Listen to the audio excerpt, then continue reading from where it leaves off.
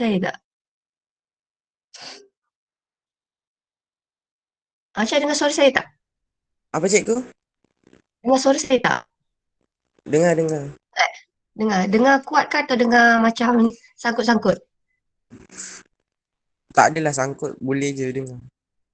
Boleh je eh? Okay. Alright. Sebab saya pakai Bluetooth. Saya takut suara tu tak jelas tu awak kan? Tak sangkut kan? Tak. Tak. Tak. Okay. So, Aisyah baca doa lah. Bismillahirrahmanirrahim. Bismillahirrahmanirrahim. Allahumma ta'alaina hikmatak wansur alaina min husain rahmatik ya arhamar rahimin. Rabbi shrah li sadri wa yassir li amri wahlul 'uqdatam min lisani yafqahu qawli. Rabbi zidni ilman warzuqni fahman. Rabbana atina fid dunya hasanah wa fil akhirati hasanah wa qina adzabannar. Sallallahu alaihi Hmm. wasallam wa ala alihi wasallam walhamdulillahi rabbil alamin. Amin. Alright. So, kita mulakan tau hari ni. Right. So, kita ada 27 orang daripada 54. So, which is 50% yang attend kelas ni. Okay. Now, hujan ke kat sana? Mana tadi hujan ke? Tak. Hujan tak? Okay. Alright. So, saya mulakan tau. Ini adalah bab terakhir untuk tajuk tumbuhan. Bab 7 ni penyesuaian tumbuhan pada habitat berlainan. Hari ni boleh settle satu bab ni. Bab ni sangatlah senang. So, tajuk ni kita kelaskan tumbuhan ikut tempat tinggal dia tau. Kita kelaskan dia ikut habitat. So habitat dia, tumbuhan kita kelaskan ikut tempat tinggal dia. Kita ada 4. Satu adalah mesofit. Mesofit ni adalah pokok biasa macam pokok durian, pokok rambutan. Itu kita panggil dia adalah sebagai mesofit. Kemudian kita ada hydrophyte. Hydrophyte dengan halophyte, dua-dua ni adalah tumbuhan yang memerlukan habitat yang ada air. Bezanya, ini adalah untuk pokok bakau. Maksudnya kalau bakau ni dia tinggal, dia macam separuh tau, separuh air masin, separuh air tawar. So itu uniknya bakau. Kalau halophyte ni adalah tumbuhan dalam air tapi kita boleh pecahkan tumbuhan tu kepada dua jenis. Satu adalah tumbuhan terapung, satu lagi adalah tumbuhan tenggelam. Kalau xerophyte, ini adalah padang pasir, which is ini adalah cactus. Now, kemudian kita tengok kenapa cactus ni sesuai duduk ke padang pasir. Kenapa pokok bakau ni sesuai dekat kawasan air masin dengan air tawar. So, setiap senang kata macam ni tau. Kenapa rambutan tak boleh duduk dekat kawasan paya bakau? Kenapa katakanlah macam cactus dia tak boleh duduk dekat kawasan berair. So dia ada adaptasinya yang tersendiri. Okay. So kita nak belajar kat sini adaptasi pada sistem akar. Okay. Akar dan juga daun. Okay. So adaptasi ni sebenarnya kita lebih tekankan dia, kita lebih spesifik dekat struktur daun dan juga sistem akar. Kalau akar ni untuk apa? Ini untuk biasanya menyerap air. Kalau daun ni untuk apa? Untuk proses fotosintesis. So kita mulakan tau. So 7.1 kita mengelaskan tumbuhan berdasarkan habitat. So kita ada berapa tadi? Kita ada berapa? Kita ada 4. Tapi yang kita akan terang lebih spesifik 3 saja. Sebab yang satu tu adalah macam tumbuhan pokok mangga, pokok rambutan, pokok durian. Itu adalah tumbuhan yang biasa. Okay, so yang biasa tu kita tak terang spesifik sebab kita dah belajar dalam bab sebelum ni. So yang kita akan terang lebih detail adalah untuk tumbuhan yang ini, tumbuhan hydrophyte, tumbuhan halophyte dan tumbuhan xerophyte. Kalau cactus tadi saya kata dia masuk yang mana satu? Dia masuk hydrophyte ke halophyte atau xerophyte? Cactus. Yes. Ini adalah cactus. Kalau lah bakau masuk yang mana pokok bakau? Hydrophyte. Yes, sini adalah bakau. Tak betul ke ni? Hydrophyte. Bukan terbalik.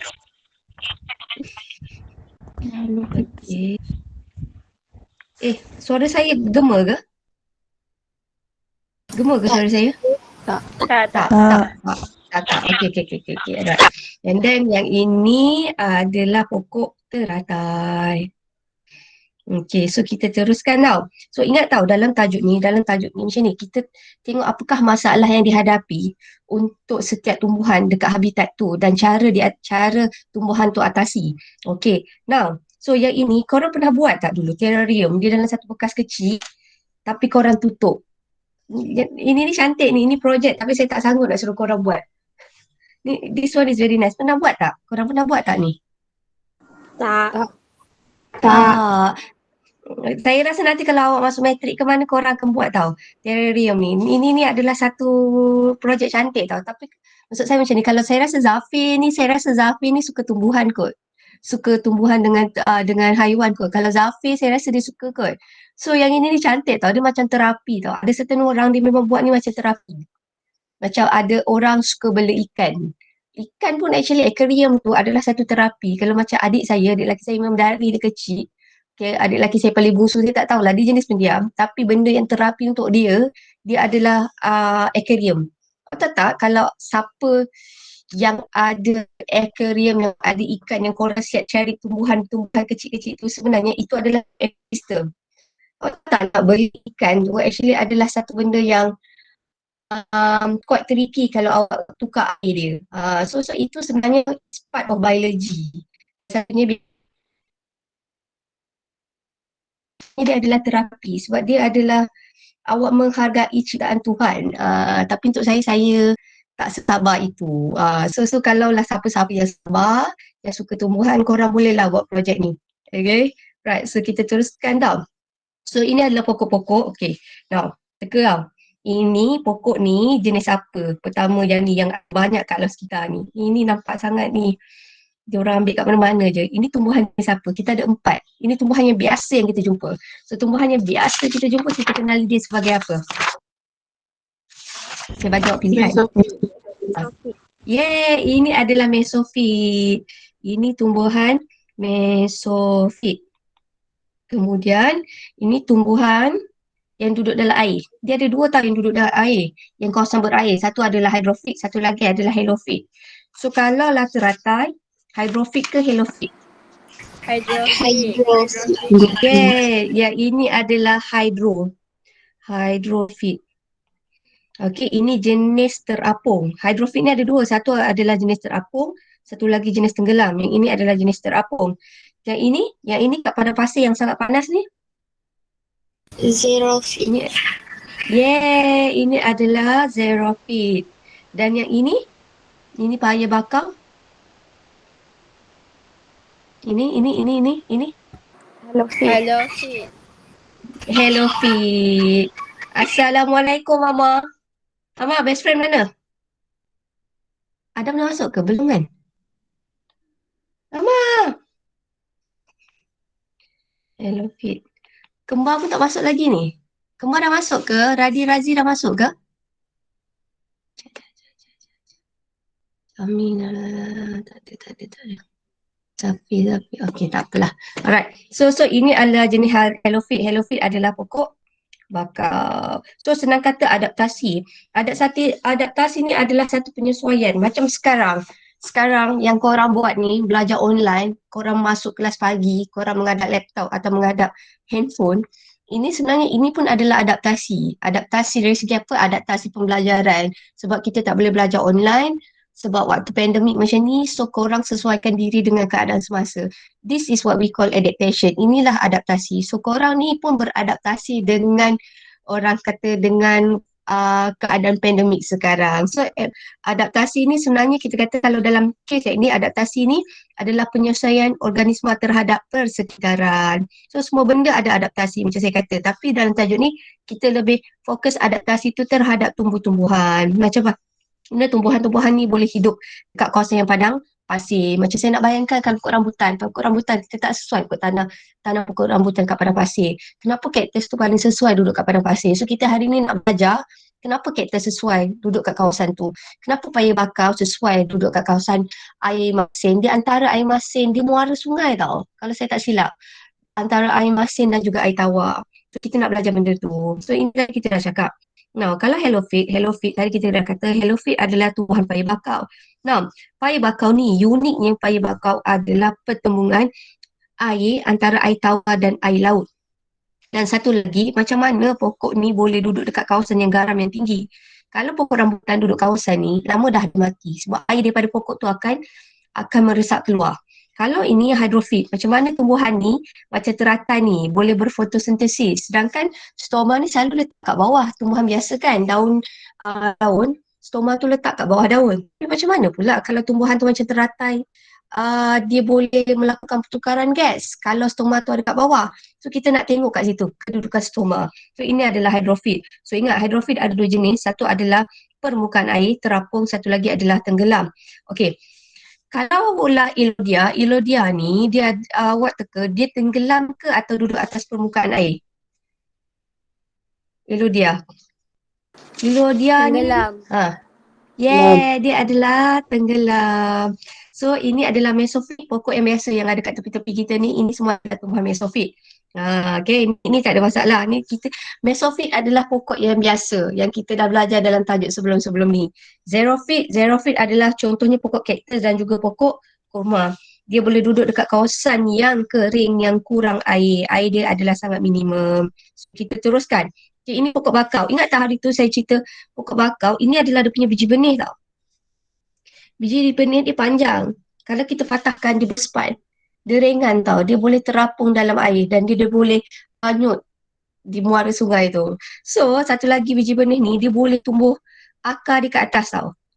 And then dia bila jatuh, dia boleh jatuh terpacak. Okay, so ini menariknya pasal biji benih untuk pokok bakau. So, saya terus tunjuk yang ini tau. Ini tadi saya conteng. Saya rasa tajuk yang ini kalau saya baca kata awak semua boleh baca. Now, dalam tajuk yang ini, adaptasi. Saya kata macam ni tau, tajuk yang ni ada, ini adalah kawasan dia, habitat di muara sungai ataupun di kawasan yang sikit garam dan juga air macam mana? Air tawar dan garam. Kat sini, kawasan dia, korang pernah pergi tak taman alam? Ada tak siapa-siapa sini pernah pergi taman alam? Pernah. Benar. So kan, kalau awak pergi taman alam tu, okey, awak akan perasan paya bakau tu tanah dia, kawasan yang paya bakau tu duduk, tanah dia lembut dan berlumpur. Lepas tu kalau awak jalan paling hujung, okey, sebenarnya paya bakau ni dia duduk dekat kawasan yang keamatan cahaya paling terik. Macam korang pergi tepi pantai tu kan cahaya matahari dia terik. Sebab tu kalau korang lama-lama kat tepi pantai, korang kena sunburn sebab dekat situ keamatan cahaya adalah sangat terik. So maksudnya kalau keamatan cahaya sangat terik, kadar transpirasi adalah tinggi ke rendah kalau keamatan cahaya itu sangatlah terik? Tinggi. Yes, so transpirasi dia kalau untuk pokok embasa, dia punya transpirasinya adalah tinggi. Kemudian kat situ kan kawasan pertembungan antara air tawar dan garam, air masin, air laut. So kat situ kandungan garamnya adalah sangat tinggi. So dekat kawasan tu adalah kawasan hypertonik. Kalau pokok biasa duduk kat situ, molekul air tu yang akan meresap keluar. Okey. Kemudian kandungan oksigen adalah sangat rendah. So ini adalah masalah-masalah. Aku bermasuk. Alright, so Assalamualaikum. Okay, now, so kita nak bayangkan, ini adalah masalahnya. Senang kata korang nak duduk dekat satu rumah, katakanlah korang nak buat rumah.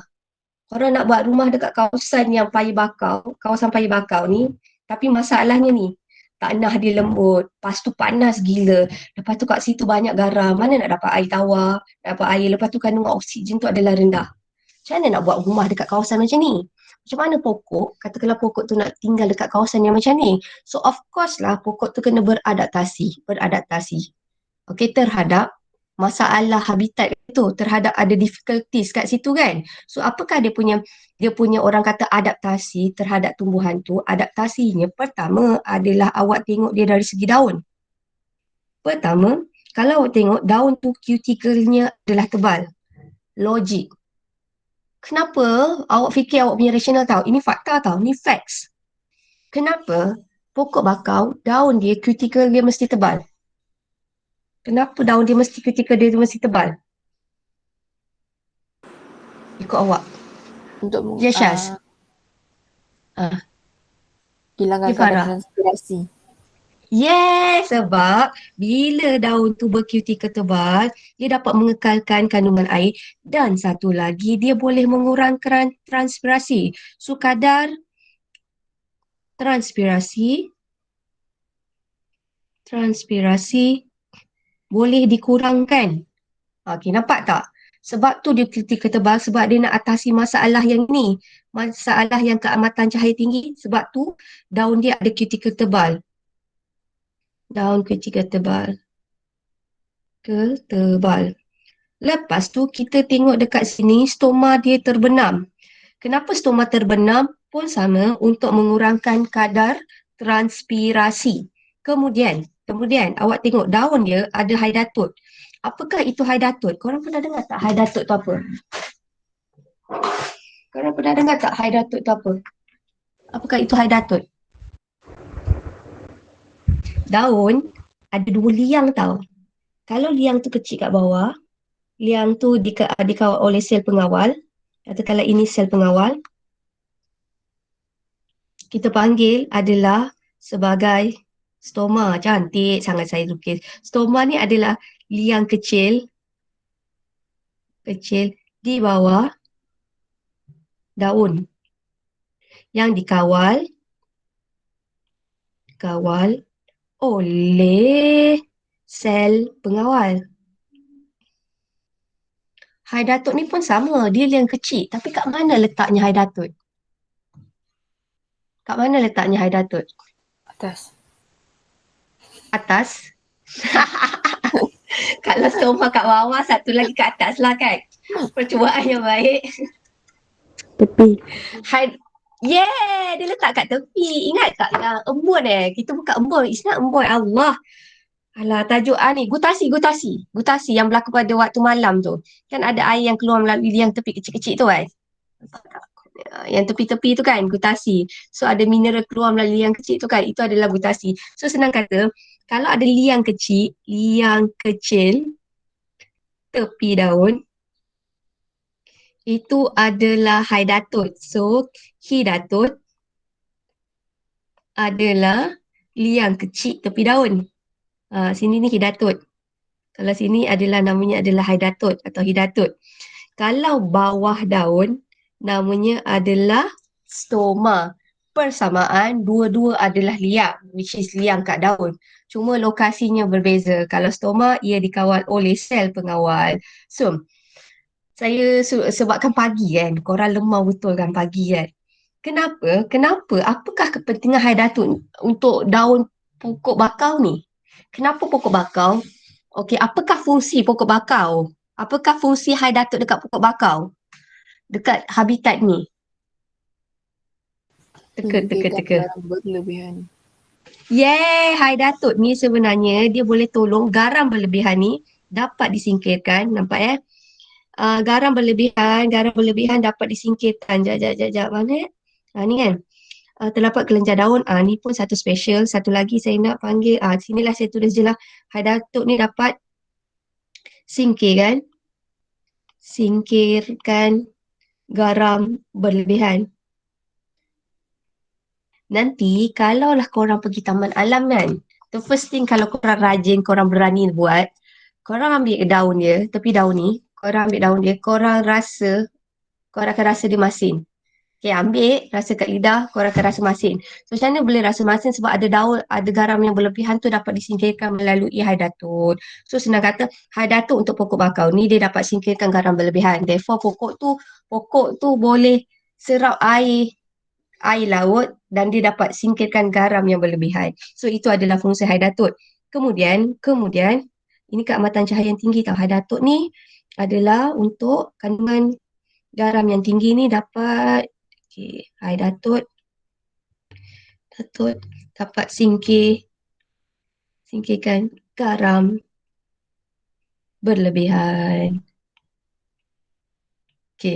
Now kita teruskan kat sini tau. Lepas tu kita tengok sistem akar dia. Sistem akar dia kita panggil akar ni adalah akar jangkang. Dia macam terkangkang macam ni kan. So kita panggil akar ni adalah akar jangkang. So, apakah fungsi akar jangkang? Kenapa akar dia mesti terkangkang dan besar begitu? Kenapa akar dia mesti macam tu? Macam ni kan. Kenapa akar dia mesti macam ni? Apa fungsi akar tu? Apa fungsi akar yang macam terkangkang? Tapi jangan jawab Nak preksija pula berpautkan terkangkang. tanah. Nak berpaut tanah atau apa kita kata nak memberi sokongan. Alright. Okay. USM, sorry. Upsi, are you okay, Upsi? Upsi, korang okay tak, Upsi? Amsha okay tak? Okey. Okay. Awak malu ke? Amsha? Malulah sikit. Kenapa tak keluar? Malulah sikit. Kalau malu boleh tarik. Okay, alright. Saya takut bukan malu lah. Dia pagi sangat kot. Korang lemau. Lepas tu semalam cuti. Kan, walaupun rasa macam tak ada beza je cuti. Tapi macam nak cari mood tu, saya rasa lambat panas sikit kot. Okay, so awak ingat, tanah yang lembut ni, okay, disebabkan tanah tu lembut, so macam mana dia boleh hidup? Dia ada sistem akar. So sistem akar ni kita kata akar dia adalah akar jangkang. Kenapa saya kena cerita macam ni? Sebab keluar soalan periksa, kalau dulu keluar soalan SPM, dia akan tanya macam ni. Apakah masalah-masalah yang dihadapi oleh pokok paya bakau dan cara mengatasi? So masalah pertama ni facts. Tanah lembut. So cara mengatasi pokok bakau mempunyai sistem akar yang kuat. Iaitu akar jangkang. Ini explanation. Lepas tu facts dia kedua. Masalah dia keamatan cahaya yang tinggi. So cara mengatasi mempunyai daun yang kutika tebal. Okay, ini adalah facts explanation. Kalau dia kata kandungan garam yang tinggi. So macam mana kandungan garam yang tinggi dan pokok bakau tu boleh hidup kat situ? Dia ada high datuk untuk singkirkan garam berlebihan. So oksigen ni belum masuk lagi. Kandungan oksigen yang rendah. Okay. Now, kandungan oksigen yang rendah, pneumatophore actually adalah akar yang boleh bernafas tau. Dia ada akar. Akar dia ni boleh melakukan pertukaran gas. Pneumatophore adalah akar yang bernafas yang tegak kat sini. So, question. Okay. Kenapa pokok-pokok tu dia mempunyai pneumatophore? Kenapa pokok bakau dia ada akar-akar yang tegak tu? Kenapa dia mesti ada akar-akar yang tegak tu? Kalau you guys malu, korang type pun tak apa. Lepas tu jangan risau. Tak ada siapa marah. Fakro boleh nak jawab? Siapa nak jawab? Zafir pun kalau malu boleh type. Syamir pun kalau malu boleh type. Apakah fungsi dia ada akar yang boleh bernafas tu? Yang kita panggil sebagai pneumatophore. Yes, Mirza N. Nak cuba? Benarkan oksigen masuk.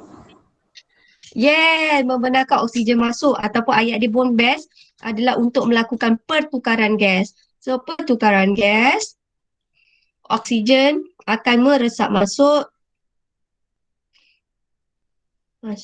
dan juga karbon dioksida akan meresap keluar. So, senang kata, kalau untuk tumbuhan lain macam pokok durian, pertukaran gasnya hanya berlaku kat daun. Tumbuhan biasa, pertukaran gas dia berlaku kat daun. Tapi kalau pokok bakau, pertukaran gasnya berlaku dua tempat. Dekat daun boleh, dekat akar boleh. So kenapa dia boleh jadi macam tu? Disebabkan kandungan oksigennya yang sedikit dekat kawasan tu. So nampak tak? Pokok bakau ni dia ada banyak adaptasi disebabkan kawasan tu serba kekurangan. So senang kata macam ni, korang nak duduk kat satu kawasan yang memang tak ada apa-apa. Macam kawasan tu tak ada kedai, tak ada jalan raya, tak ada anything. So korang yang kena beradaptasi dengan keadaan begitu. Sama juga dengan pokok bakau. So pokok bakau ni adalah pokok yang sangat kuat. Dia boleh duduk dekat kawasan yang serba kekurangan. Serba kurang oksigen, lepas tu dah lah panas, lepas tu tanah dia lembut. So kenapa pokok bakau ni boleh duduk kawasan itu? Disebabkan dia ada adaptasi-adaptasi dia ni. So adaptasi-adaptasi dia kita fokus dekat daun dan juga pada sistem akar. Dan saya tambah kat sini yang tak ada dalam buku teks awak. Ni dalam buku rujukan Zafir ni. Okey. Dia terdapat kelenjar daun garam yang menyingkirkan garam berlebihan. So daun tua yang simpan garam berlebihan tu, dia maksudnya garam berlebihan tu akan disimpan kat satu daun. So akhirnya dia gugur. So senang kata daun yang gugur, kandungan garamnya adalah sangat tinggi. So far boleh faham tak kat sini untuk pokok bakau? You guys boleh faham tak? Boleh. Okay, Okay, Fatia. Alright, faham. Okay, thank you Huda. So, kita teruskan. So, saya tak pakai yang ni salah eja kot ni. Hydro. Ni salah eja tau. Nota ni salah eja, hydro. So, yang ini dah Hello Fit dah settle. Okay, so sekarang kita tengok dekat tumbuhan hydrofit. So, tumbuhan hydrofit ni tadi, kita kata ada berapa jenis tumbuhan hydrofit? Ada berapa jenis tumbuhan hydrofit? 2. Okey, 2 jenis. Okey. So saya ambil contoh yang teratai tu apa? Tumbuhan yang mana satu? Terapung. Yes, dia adalah terapung. Terapung contoh teratai.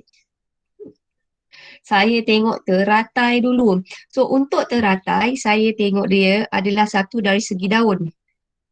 Ni daun teratai tau, ni untuk teratai. Ini dari segi dia punya daun. Dan satu lagi saya tengok adalah dari segi dia punya batang.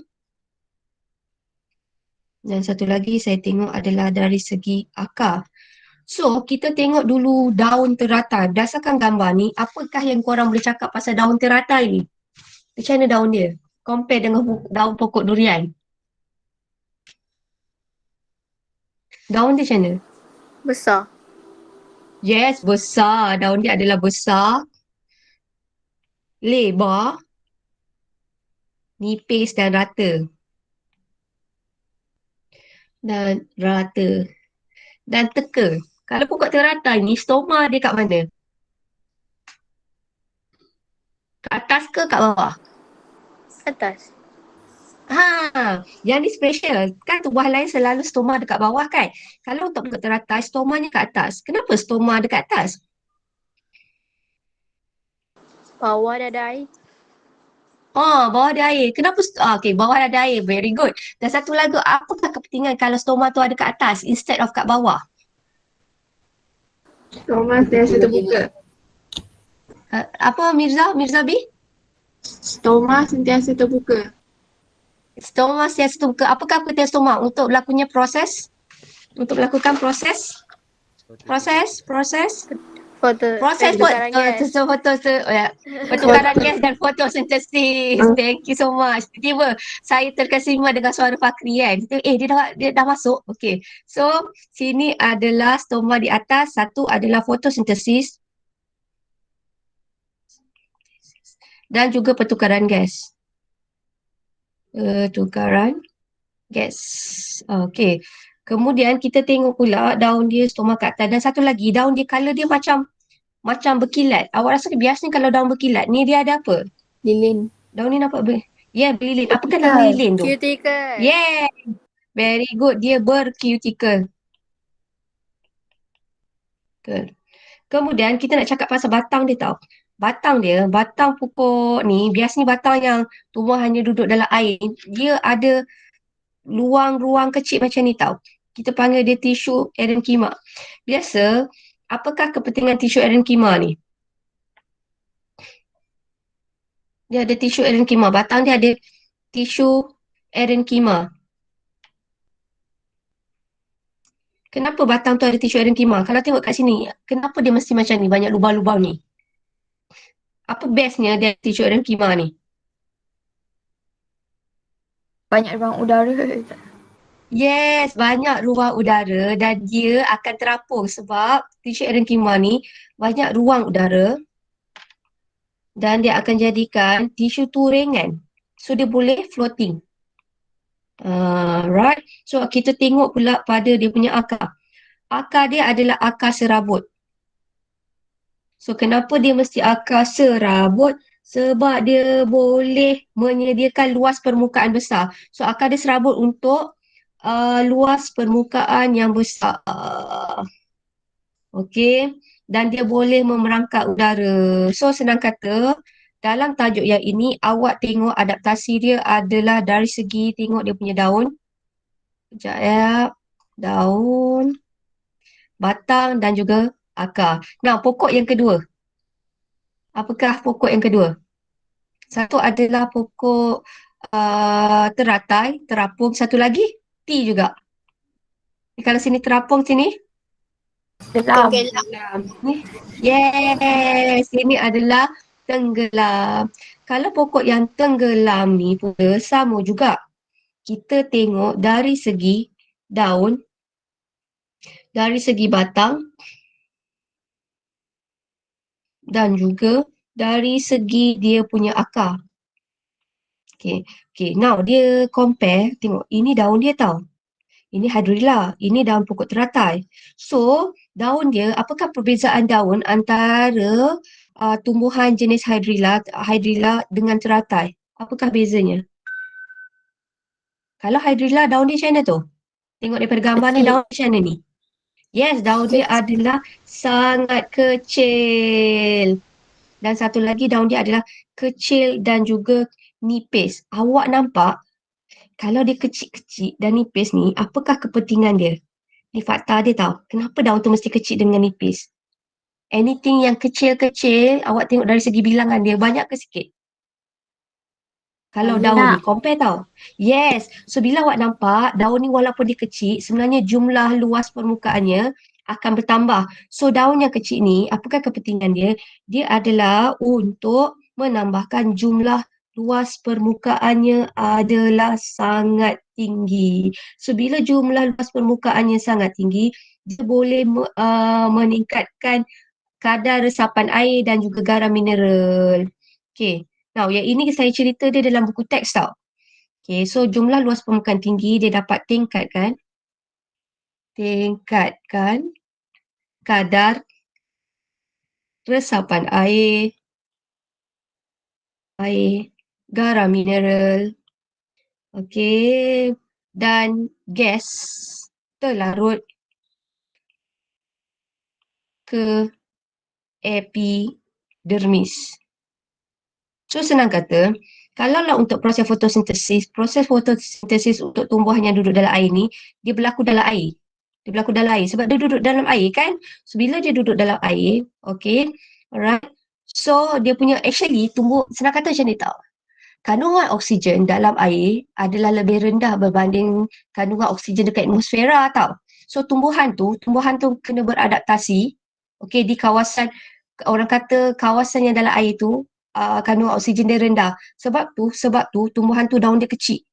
Bila daun dia kecil dan nipis, okey, dia boleh meningkatkan jumlah luas permukaan. Bila jumlah luas permukaan tu meningkat, kadar resapan air, garam mineral gas terlarut akan meningkat. So oleh itu, pertukaran gas, fotosintesis boleh berlaku. Pertukaran gas dan juga gas dan fotosintesis akan meningkat. Okay. Now, so kita tengok dengan dia punya batang. Apakah batang dia beza batang dia? Awak tengok batang dia macam ni. Batang dia macam mana? Batang dia besar ke kecil? Kecil. Yes, batang dia kecil ni, batang kecil, dia adalah untuk mengurangkan rintangan air. Mengurangkan rintangan air. Okay, yang ni special sikit tau.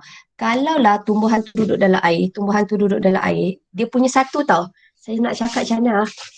Tumbuhan hydrilla ni, dia tak ada, dia go with the flow. Nampak tak? Dia macam, dia kenapa batang dia mesti kecil? Sebab dia akan ikut aliran air, rintangan air. Kalau pokok, katakanlah pokok tu batang dia keras, air tu hentam dia, hentam, lama-lama apa jadi kalau batang dia besar dan keras? Apa jadi kalaulah pokok hydrilla ni Tuhan jadikan batang dia keras dan besar? Rintangan air tu asyik hentam dia, lama-lama apa jadi pada batang pokok tu? Patah. Yes, pokok tu akan patah. Sebab tu Tuhan jadikan pokok hydrilla ni, pokok yang duduk dalam air ni, biasanya dia kecil dan satu lagi, dia adalah sangat ringan. Sebab yang ini, dia akan ikut air tu. Kalau air tu tolak dia ke kanan, air tu tolak ke kiri, dia ke kiri. So, dia boleh flow je, macam lembik lah. Batang dia lembut. So, bila lembut, dia tak akan patah. So itu kita kata, batang dia mestilah kecil, ringan ataupun lembut sebab dia nak mengurangkan rintangan air. Okay, so akar, pernah tak tengok akar pokok ni, pokok hydrilla rumpai air ni? Akar dia macam mana? Akar dia serabut ke atau akar tunjang? Akar dia awak rasa macam mana? Kalau akar, logik lah. Kalau akar rumpai, Dia mesti serabut ke atau akar tunjang? Serabut. Yes, akar dia adalah akar serabut. Awak nampak serabut, akar serabut is like this tau. Akar serabut, bila akar serabut je awak nampak, akar serabut ni apa? Awak nampak je kata bentuk dia macam ni, akar serabut dia untuk menambah jumlah luas permukaan. Bila jumlah luas permukaan meningkat, dia boleh menyerap banyak molekul air. H2O dapat diserap. Okey. So far okey tak? So far okey tak? Hari ni saya rasa korang lemau ni. So saya ulang lagi sekali tau. Okey. Tumbuhan hidrofit ada dua jenis. Satu adalah kalau teratai tenggelam ke terapung? Terapung. Okey, kenapa Tuhan jadikan teratai ni sesuai terapung?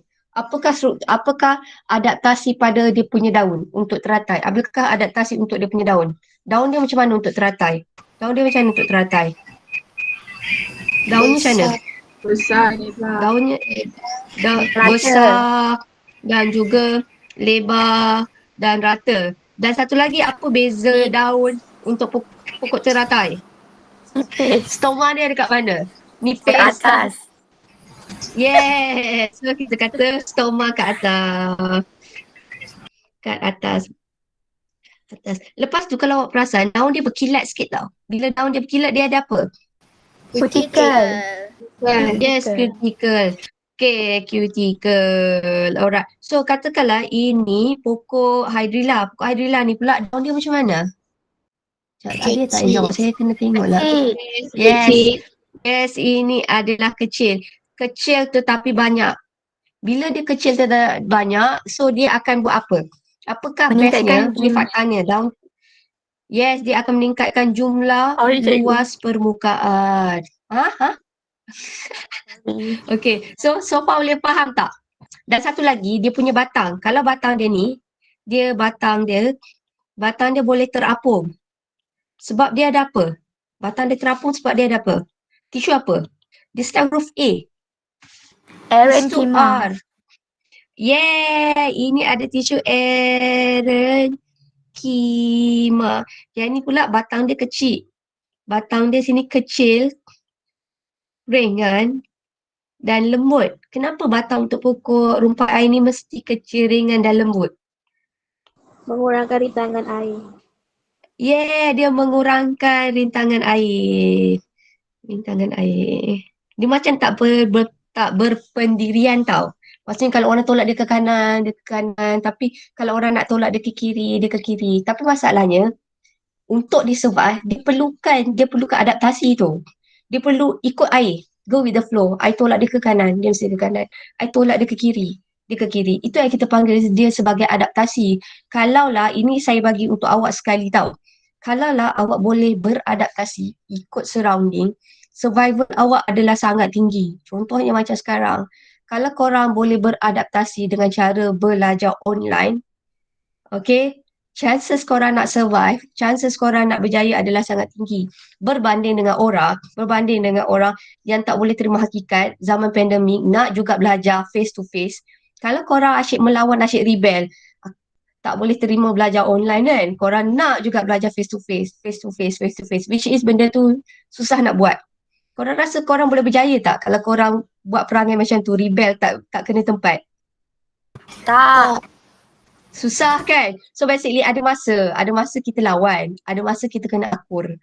Faham tak maksud saya? Kalau you ada that kind of attitude, sebenarnya InsyaAllah korang boleh survive. Memanglah siapalah nak belajar online begini kan. Tapi masalahnya, siapa nak COVID? Dah COVID ada kan. So basically ini dia masanya korang kena go with the flow. Macam saya katalah, memanglah ikut saya geram. Tapi masalahnya zaman saya geram, zaman saya rebel tu dah berlalu.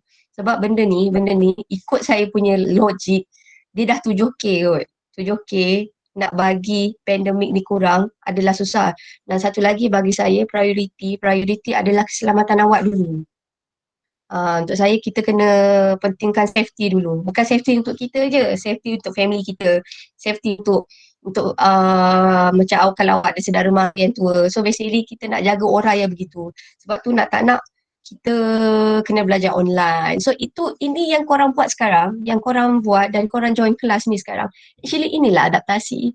Korang beradaptasi dengan keadaan sekitar. Kalau you guys boleh beradaptasi dengan keadaan sekarang pandemik, survival awak akan jadi tinggi.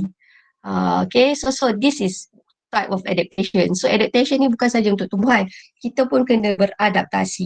Nampak tak? Kita belajar daripada tumbuhan. Cik, wah. Okay, now ini adalah pokok kaktus. Siapa ada tanam kaktus? Saya suka kaktus. Sebab kita siram pokok tu seminggu sekali je. Siapa kan ada pokok kaktus? Saya pada. Korang tanam berapa hari? Tak, betul ke? Siram tu seminggu sekali? Dia tak boleh banyak air kan? Nanti dia mati juga kan? So, siram Dia berapa? Seminggu sekali? Macam Dia mana? macam percik-percikkan air je seminggu sekali. Oh, tapi orang kata kaktus tu lambat nak besar, betul ke? Rasanya lah sebab macam kecil, dia membesar sikit. Dia Lambat. sikit lambat lah. So, kalau pokok yang macam ni nak bagi dia besar, lama lah. Mula awak nampak bulat ni nak bagi dia tinggi tu lama lah. Saya tak ingat siapa cakap dengan saya. Ada siapa dia kata kalau dia nak bela, dia kata kalau orang yang tahu pokok kaktus, dia orang akan rasa kagum, dia orang pergi kat mana-mana kawasan yang pokok kaktus tu sama tinggi dengan orang sama tinggi dengan orang.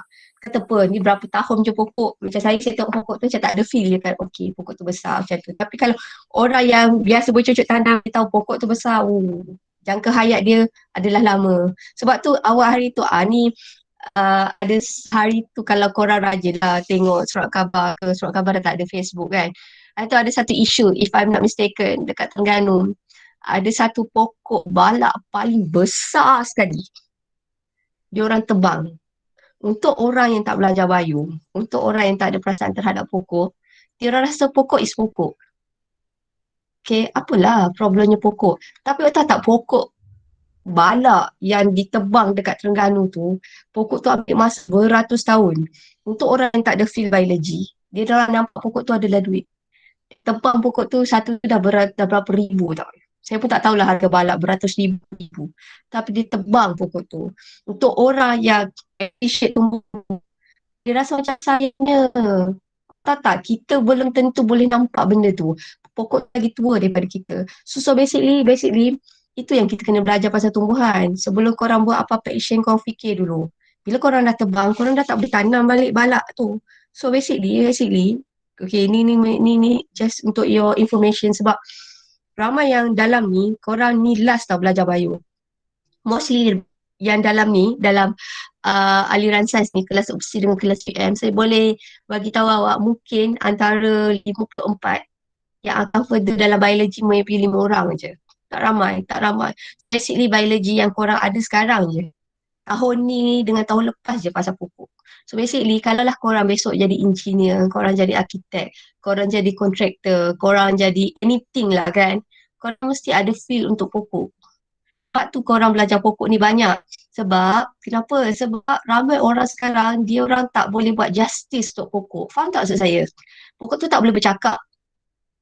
So, kita tebang lah. So what? Dia pokok. Dia bukannya boleh bercakap, dia tak ada perasaan. So basically sebab tu saya rasa untuk generasi awak adalah generasi pemimpin yang baru, which is young generation ni yang paling penting. Generasi yang tua-tua sekarang ni saya dah tak boleh buat apa, sekarang dah buluh dah tak buluh. So no comment lah kan, macam geram jugalah kan. So untuk yang generation macam korang, hopefully korang akan jadi generasi pemimpin baru. Korang golongan muda yang baru, korang akan jadi golongan pemimpin yang ada rasa empati tau terhadap alam sekitar. That is why korang belajar bio. Korang belajar bio, satu, saya ajar awak bio, bukan saja nak bagi awak A. Satu, saya ajar awak bio, biar awak ada rasa empati terhadap pokok. Kalaulah nanti one day korang jadi, again saya kata, korang jadi arkitek, korang jadi engineer, korang jadi apa lagi korang nak jadi? Korang jadi doktor, korang jadi nurse, korang jadi apa? Korang nak jadi apa? Botanis ke, zoologist, whatsoever korang nak jadi, accountant sekalipun, jadilah orang yang appreciate pasal alam sekitar, surrounding. Sebab basically kalau korang nak musnahkan ekosistem tumbuhan, dia sekelip mata macam tu je. Tapi tahu tak, nak tumbuh balik, benda tu ambil masa yang lama. That is why korang kena appreciate pasal pokok. Sebab tak ada siapa yang nak fight for pokok melainkan kita. Gitulah. So boleh faham tak apa saya cuba sampaikan? Can you understand? Boleh faham tak? Faham kan? So basically korang kena appreciate pasal pokok ni. Alright? Sebab saya rasa masa saya tengok pokok balak yang kena tebang tu kan, saya tak tahu kenapa tiba-tiba saya rasa, ya Allah, senangnya macam tu. Tapi saya tak, lepas tu saya fikir maybe saya tak ada kat position dia. Maksud saya mungkin balak tu diorang pergi tebang, diorang ambil keuntungan tu nak buat sekolah lagi besar ke hospital ke, who knows kan, snowzone lah kan. Tapi basically korang sebelum potong pokok yang besar-besar macam tu kena fikir jauh sikit lah. Okay, right. Ini adalah pokok cactus. Okay, cactus ni saya suka.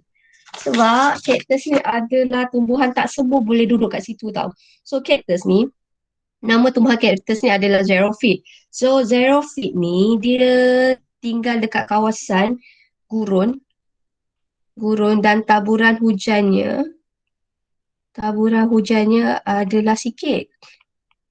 So dia punya adaptasi tau. Pertama, akar dia, awak tengok dekat, akar dia macam mana ni? Nampak? Akar dia apa ni? Okey, akar dia akar tunjang ke atau macam akar serabut? Akar tunjang. Are you sure tunjang? Tunjang macam ni tau sis. Tunjang macam ni. Ini adalah kita panggil dia macam akar serabut tau. Akar ni kita kata dia boleh menyerap air. Akar tumbuh secara meluas. Saya tambah kat sini. Akar serabut yang tumbuh meluas. Kenapa dia punya akar dia tumbuh meluas? Untuk apa? Kenapa akar tu macam tu? Dia nak cari apa sebenarnya akar? Kalau kita cerita akar je, akar ni nak cari apa sebenarnya? Yeah! Untuk menyerap banyak air. Okay. Kemudian bila kita dah tengok akar, awak tengok dia punya daun. Ada daun tak? Ya, ada daun. Ada yang tak ada daun. So awak tengok dia punya ni. Daun dia besar ke kecil? Daun dia besar ke kecil? Daun untuk cactus ni besar ke kecil? Daun dia besar ke kecil? Kecil. Kecil dan ada daun dia dah jadi duri. Okay, now kenapa daun dia kalau kecil dia vertical? Kenapa ada daun tu dah boleh jadi beradaptasi jadi duri? Kenapa daun tu boleh ni? Apakah kebaikan daun tu beradaptasi menjadi duri? Untuk mengurangkan apa? Hilang air. Luas permukaan. Dia nak kurangkan luas permukaan dan juga kat sini adalah untuk mengurangkan kehilangan air. Kat sini dia pelik sikit tau. Jumlah luas permukaannya akan berkurang. Okey, sini jumlah luas permukaan daun dia akan kurang. Okey, now stoma dia. Apa kita boleh cakap pasal stoma dia? Stoma dia macam mana? Stoma dia terbenam. So senang kata kesimpulan dia, daun dia beradaptasi adalah untuk mengurangkan proses kehilangan air. Jap. Ini untuk kurangkan kehilangan air atau nak kurangkan kadar transpirasi. So untuk mengurangkan kadar transpirasi, apakah adaptasi pada daun? Daun tu kecil ada kritikal, ada daun tu jadi duri. Daun yang kecil dan bilangan daun tu sikit, dia kurangkan jumlah luas permukaan akan makin sikit. So dia dapat mengurangkan kehilangan air. Dan satu lagi, stoma dia adalah terbenam. So ini yang kita nampak.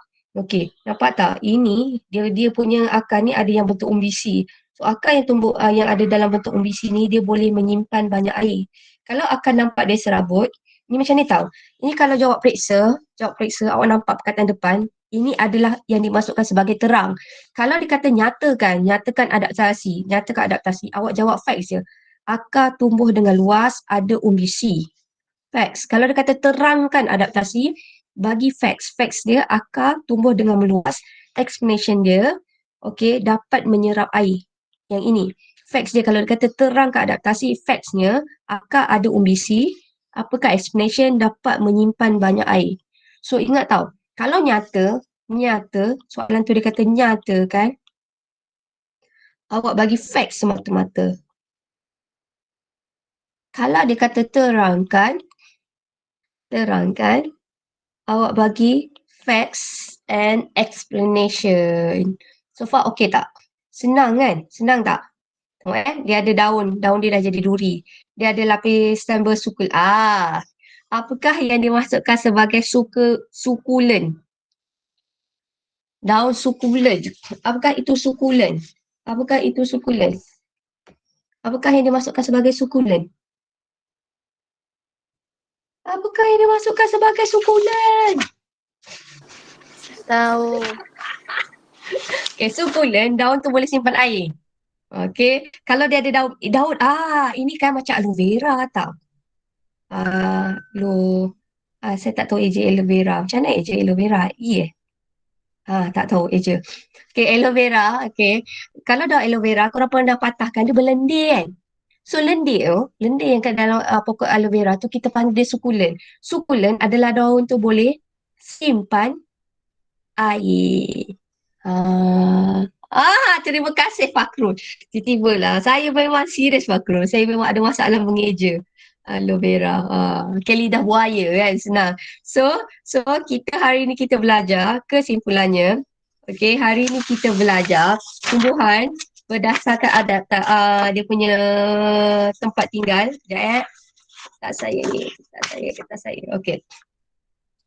Okay, tumbuhan berdasarkan habitat ada 4. Satu pokok yang biasa macam pokok durian. Apakah nama dia? Pokok yang biasa korang jumpa. Dia start huruf M.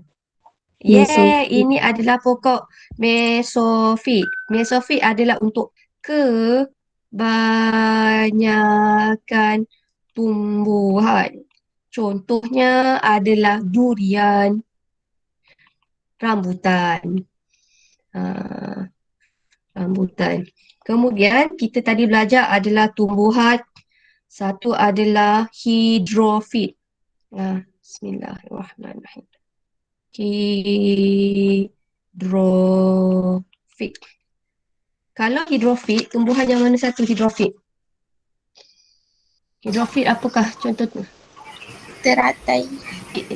Hidrofit adalah tumbuhan yang duduk dalam kawasan berair. Kawasan air. So hidrofit ni awak boleh pecahkan kepada 2. Satu adalah tenggelam.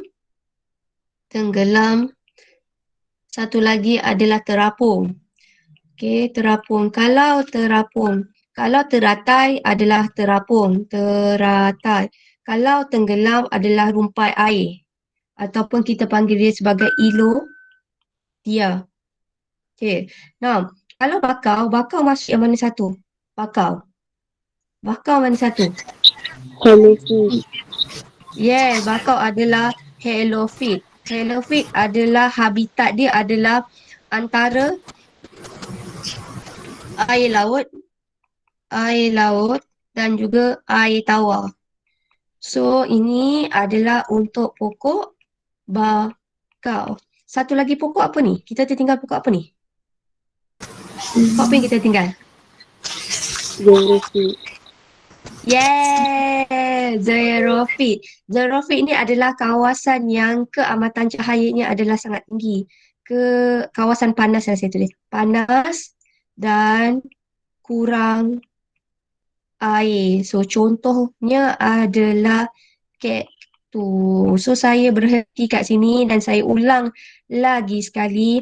Hari ni tajuk 7.1 adalah penyesuaian tumbuhan terhadap tempat tinggal dia. Penyesuaian tumbuhan terhadap tempat tinggal dia kita ada 4. Pokok biasa adalah mesofit. Ni pokok-pokok yang biasa. Pokok yang kedua adalah hydrophyte. Hydrophyte adalah pokok yang duduk dalam air. Tapi hydrophyte ni kena pecah kepada dua, satu tenggelam, satu terapung. Pokok yang ketiga adalah halophyte. Halophyte adalah untuk pokok bakau. Pokok yang keempat adalah pokok xerophyte. So dalam tajuk yang ini, awak kena fahamkan apakah masalah yang dihadapi untuk setiap habitat dan cara untuk mengatasi habitat-habitat yang tersebut. Now, last sekali. Tapi saya rasa saya nak bawa soalan ni esok kot. Sebabnya saya rasa ramai yang lemau lah hari ni. So, kita akan jawab soalan ni esok, 7.1 ni esok. Okay, ini kita jawab esok dan kita akan cuba jawab soalan ni esok. Ini soalan SPM ni. Ni adalah soalan ni. Kita akan cuba jawab soalan. Esok kita lebih pada jawab soalan. Saya nak cuba masuk biodiversity esok. Tapi saya tengok mood korang hari ni, mood tak berapa okey tau. So, mood tak berapa okey, saya tak berani nak proceed. Maksud saya nak kejar, saya nak laju-laju pun saya nak pergi mana. Yang nak jawab SPM awak, bukan saya kan. So kita slow-slow tapi kita bergerak. Is it okay? Boleh tak saya buat macam tu? Boleh tak? Boleh. Sebab saya rasa saya tengok mood korang tau. Hari ni saya rasa mood korang lemau. So bila korang lemau, saya nak laju pun saya tak sampai hati. Faham tak? Korang nak masuk kelas pagi hari ni pun korang macam memerlukan satu kekuatan untuk masuk kelas ni tau. Kalau korang masuk kelas pagi ni dengan happy, semua kecak, seronok je kelas kan. Saya pun seronok lah nak terus je laju and then okay, jom besok kita masuk bab baru. Saya tengok hari ni korang pun macam struggle je kan. So, tak sampai hati lah saya nak habiskan hari ni. Saya takut korang baru bangun lepas tu tak makan lagi lah. Korang baru bangun betul ke ni? Tak adalah. Adalah. So do you have any question? Saya nak habis kat sini. Do you have any question? Ada masalah? Sebab kita ada 36 je tau. Tak 50% je join the class. So do you have any question? Belum mandi pun. Amsyah, tak payahlah jujur sangat. Saya tak tahu pun kalau awak tak cakap. Okay. So lain, tak ada soalan kan? Amsyah ada soalan tak? Anak dara lain ada soalan tak? Shooting ni tak apa. Shooting semua boleh. Uma!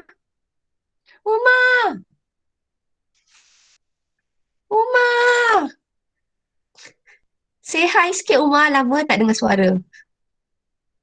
Ketua kelas. Uma. Sampai hati Uma. Okay. Faham tak? Uma faham tak? Uma faham tak? Okay. Okay Uma. Okay Uma. Alright. So Uma okay? Alright. So faham walaupun baru masuk. Wah. Uma. Okay tak apa. Korang memang jujur-jujur kan orangnya. Zarfan faham tak Zarfan? Okay tak Zarfan? Faham cikgu. Faham, okay. Alright, okay. Zafir okay tak? Okey ke? Alright. Okay, anak dara. Nisrina, boleh faham? Nisrina, are you okay? Boleh tak saya buat satu rules begini? Diam tanda setuju walaupun sebenarnya saya tak berani sangat. Boleh? Boleh, okay. Alright, so saya husnuzon so korang boleh faham. Tapi tak apa, korang baca dulu. Kita buat latihan esok. Saya tak berani lah. Saya rasa it's not fair kalau saya turun esok buat tajuk baru. Sebab hari ni pagi pun korang baru nak panaskan enjin kot. So kita buat latihan esok. Boleh tak? Boleh? Boleh. So for those yang ada rasa lemau, korang pergilah mandi dulu, makan dulu, rest dulu, okay? So itu sahaja untuk hari ini. So saya habiskan kelas kat sini. Do you have any question? Jangan lupa korang. Okay, kejap saya off recording.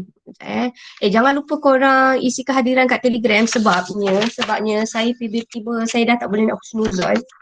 Tiba-tiba saya rasa korang lama dan saya terpaksa buat kehadiran tau. Saya kena isi kehadiran. So isi kehadiran ni bukan saya nak cari salah, bukan. Saya nak tengok siapa yang rajin masuk kelas, siapa yang tak boleh masuk kelas. Yang tak boleh masuk kelas tu at least saya boleh tahu. Nanti saya tanya kenapa. Saya bukan nak cari salah tau. It's just like kita nak cari pace je. Itu je. Okay? So kalau korang ada masalah ke apa, korang just beritahu saya. Okay?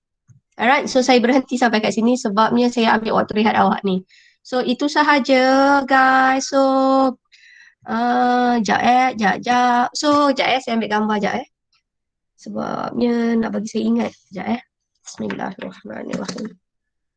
Saya takut saya lupa lah. Sebab tiba-tiba kadang-kadang ada orang tanya saya takut pas kaunselor kan tiba-tiba tanya siapa budak yang join, siapa budak tak join kan.